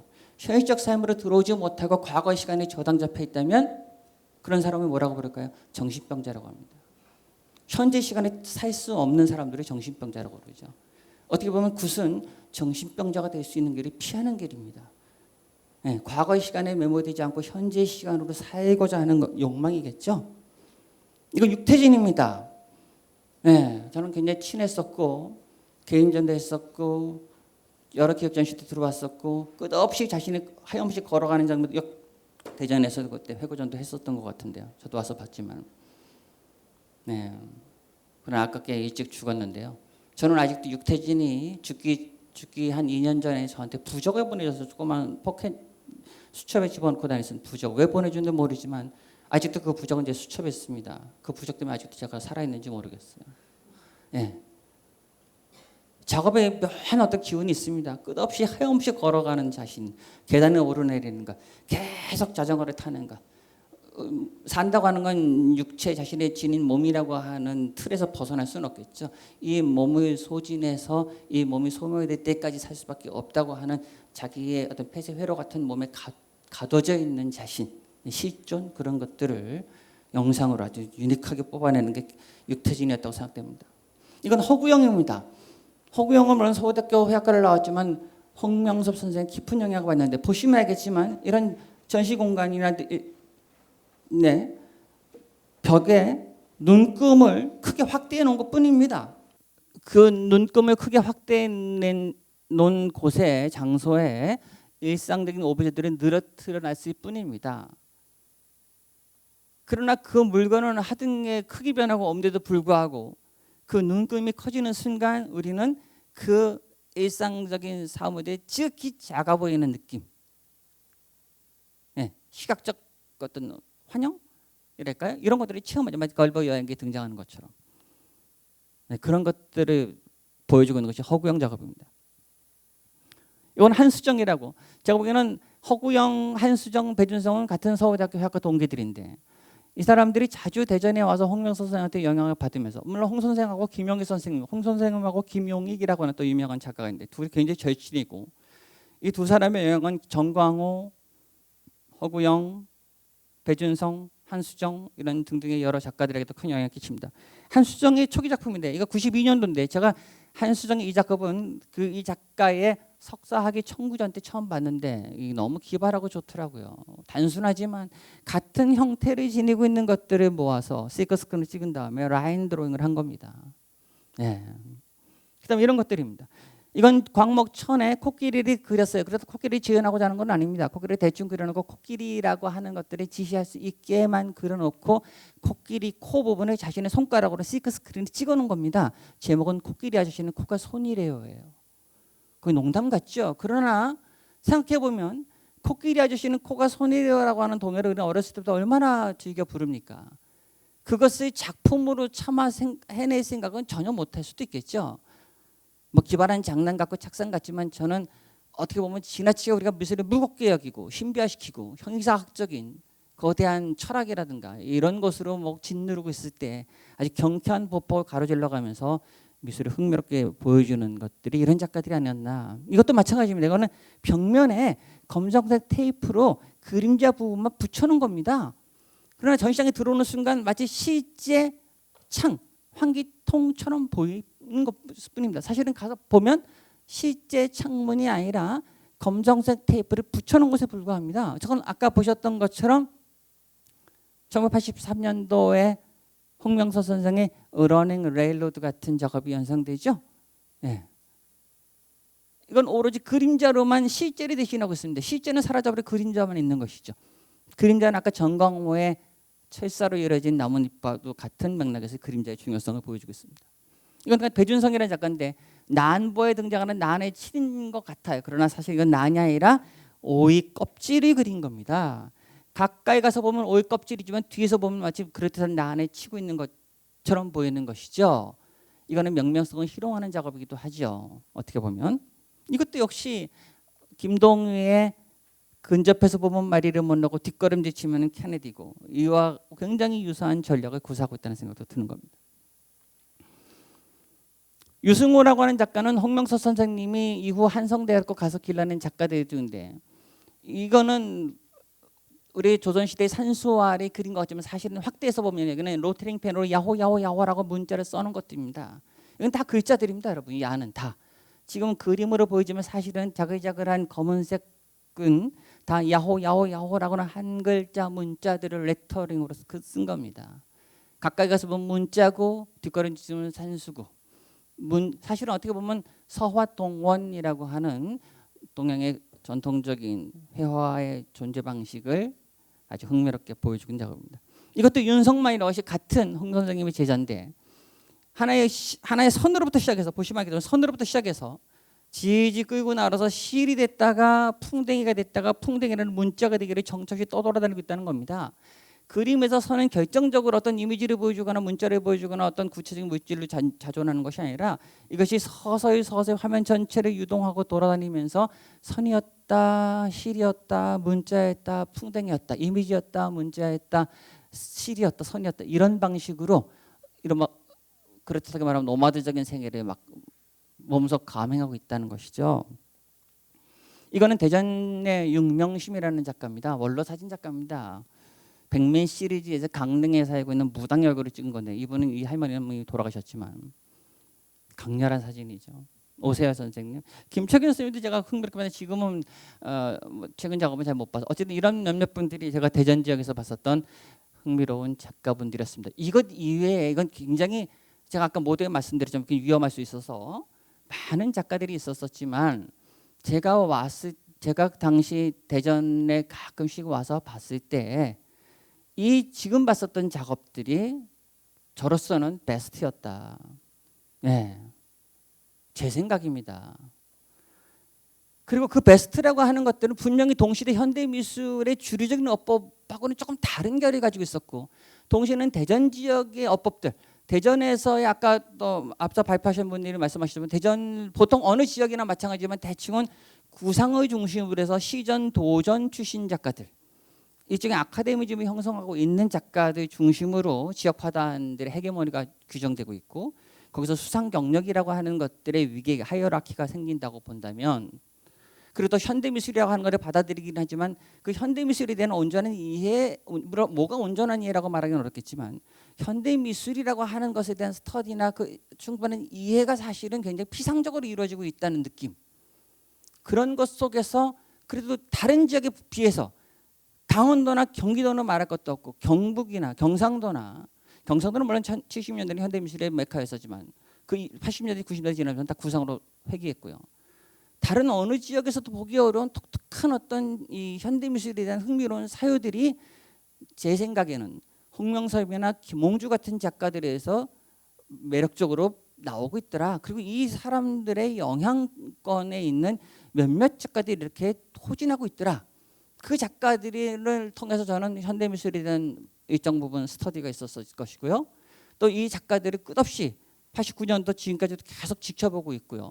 또 그런 작가들을 제가 금호미술관에 있으면서 기획전 내지는 거의 다 여기 나왔던 작가들은 거의 다 개인전을 해서 초대전이나 개인전을 해서 한국 현대미술을 선보여 왔다고 생각됩니다. 물론 그것이 어떤 성과를 냈고 어떤 거냐라고 말하기 쉽지 않습니다. 그러나 그 당시 제 짧은 소견에 비춰봤을 때 다른 어느 지역보다도 이 대전에서 이 몇몇 작가들의 작업들은 상당히 흥미로운 현대 미술에 대한 중요한 어떤 성과를 또는 어법들을 감수성을 만들어내고 있더라. 이것이 제가 90년대 초반에 봤었던 대전 미술에 대한 한 인상이었습니다. 감사합니다.